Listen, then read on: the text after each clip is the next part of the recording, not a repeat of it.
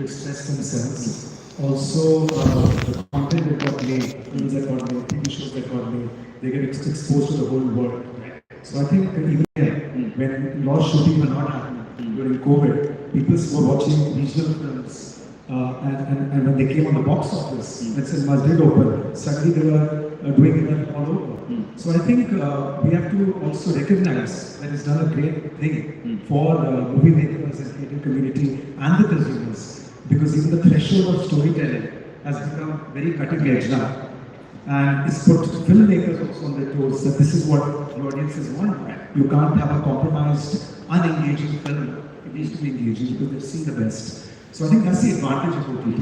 However, I feel that it's not an either or this platform at all. So when people ask me, and I've been asked this question a lot, that is it eating into our business or something? It depends on how we handle it.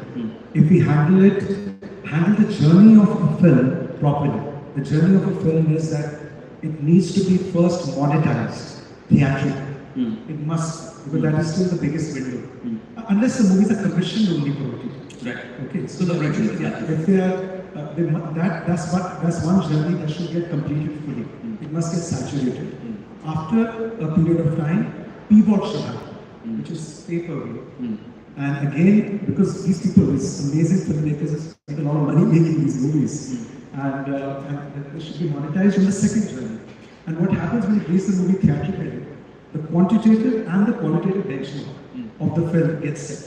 Word of mouth, people get to know, wow, that's a great film. Quantitatively, you get to know the box office collections and the monetizing potential of the film. Then it goes to PVOD, and then it can go to S. S4 is straight away giving something for free. I think, so that's how OTT has to be handled. Nothing is wrong with OTT, but it must, in the pecking order, let the film follow that journey, and then OTT should. What's happened here is that straight away after theatrical, it is going in 8 weeks, it's available for free, literally for free. So people, post-COVID habits have changed. So suddenly they get to know, okay, I'll wait.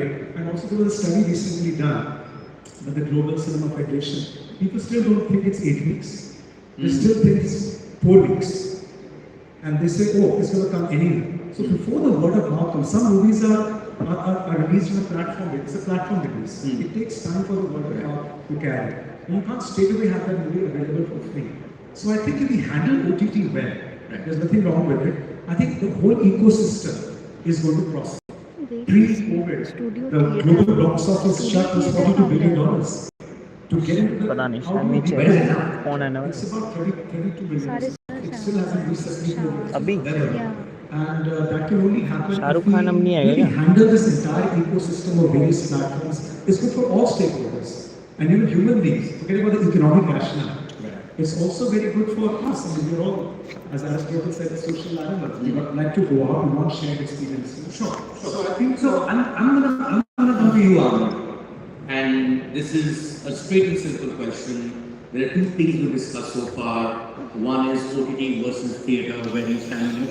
Second is, how does one expand the reach and the market and the audience of Indian cinema, in particular in your case, Hindi cinema, not just Indian India, and what's held it back over the years?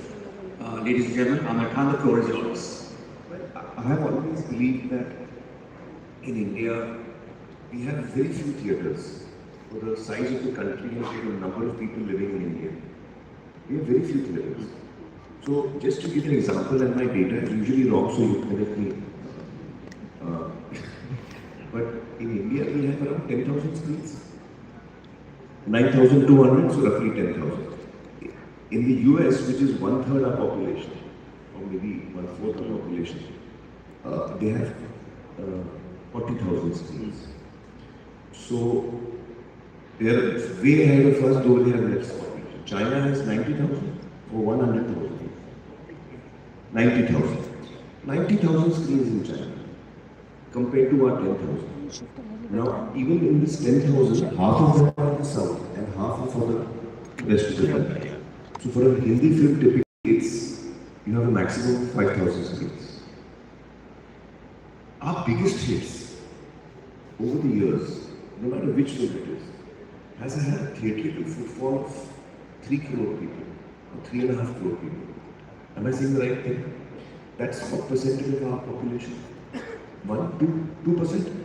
So 2% of our population in a country which is recognized as a film-loving country, only 2% of the population watches our biggest film in film.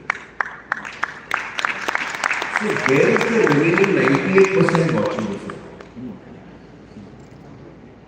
So my belief has always been that we need to have a lot more theatres in India and theatres of different kinds, and there are so many districts, there are tracts of areas in India, vast areas which don't have a single theatre for people to watch films.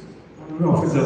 Huh? I better go to office now. You get to work. No, you can open those theatres. Who's stopping you? Please say.